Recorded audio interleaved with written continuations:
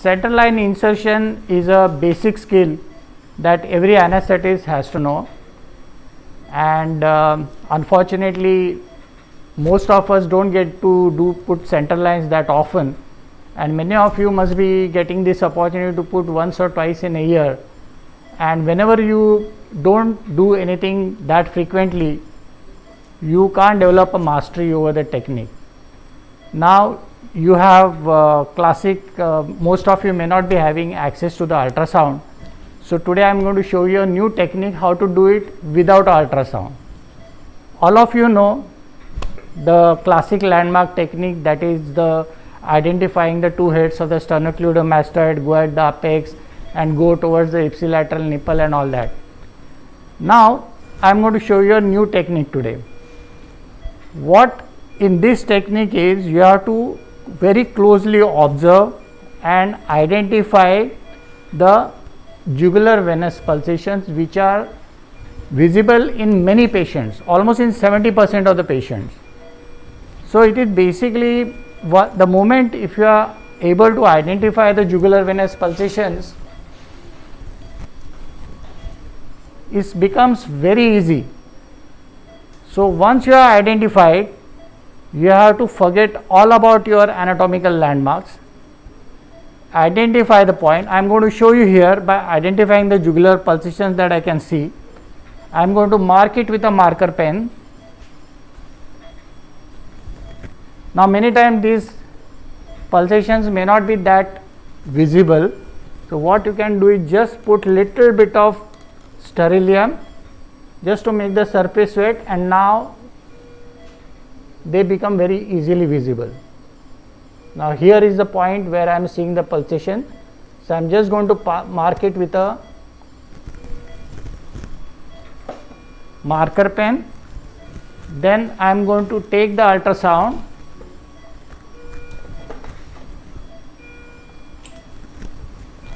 and I am going to place it here, and we will see whether it matches with the position of the IJV. Can you come here please? Can you show the screen here? See that? This is perfectly matching with the position of the IJV. And as you can see here, your carotid is lying just adjacent to the vein, almost below it. So in case you miss this IJV and go slightly medial, you are going to go and puncture the carotid. So what we do here is, first of all, identify this point, clean the area with the sterilium,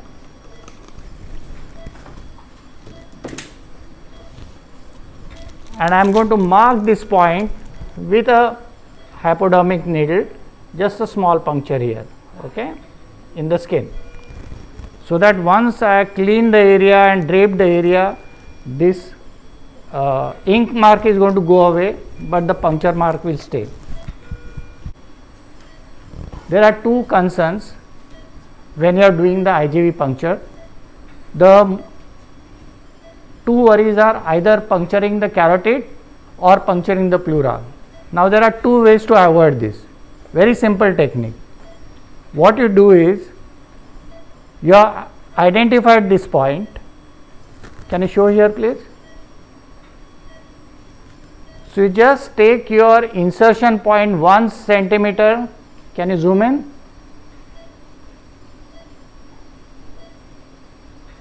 Okay. So you just go 1 centimeter higher than this your point that you identified, and go half a centimeter medial to it. Okay. So this is going to be my entry point, and you direct your needle in the direction of the pulsations at a 45-degree angle. Now why 45-degree angle? Because if you go more horizontal like this, you are going to puncture the vein much below, much closer to the pleura.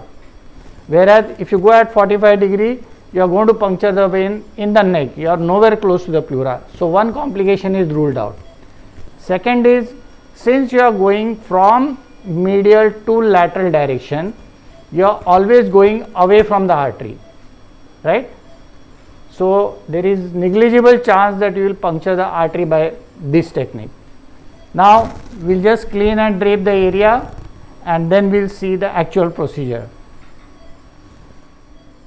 Okay, this is Dr. Anuradha, our junior most anesthesia resident, and as you can see, she is nicely scrubbed like how a surgeon will. The patient is also nicely draped.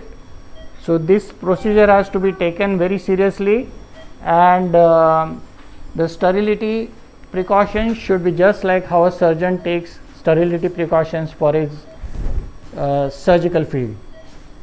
This is because even a single central line infection costs very dearly to the patient, and you should not compromise on the sterility. Now she is going to show us by our technique. Now as you can see here, Anuradha, can you show the puncture mark where you have, yeah, that's the needle puncture mark where we have identified the jugular pulsation.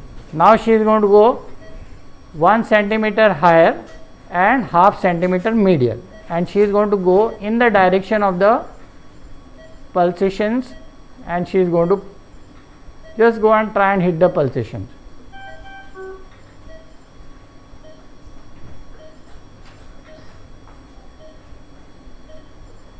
Bingo! See, it is absolutely 100% guaranteed technique to localize the IJV if you don't have the ultrasound machine at your disposal. You don't need it, and almost in 70% of the patients you can very clearly see the jugular pulsations. So that is almost in 3 out of 4 cases you see the jugular pulsation, and in those 1/4 of the patients where you don't see the jugular pulsations, there you can always fall back on your regular landmark technique that has been described in the book. Now this is a special drape that has been designed by me. However, right now I am not going to talk anything on it. We will make a separate video about this drape. This drape I have designed specifically for the anesthesia procedures. So this can be used in central line, for epidurals, and all other blocks wherever you are putting indwelling catheters. So this gives absolute sterility, but I will make a separate video for that.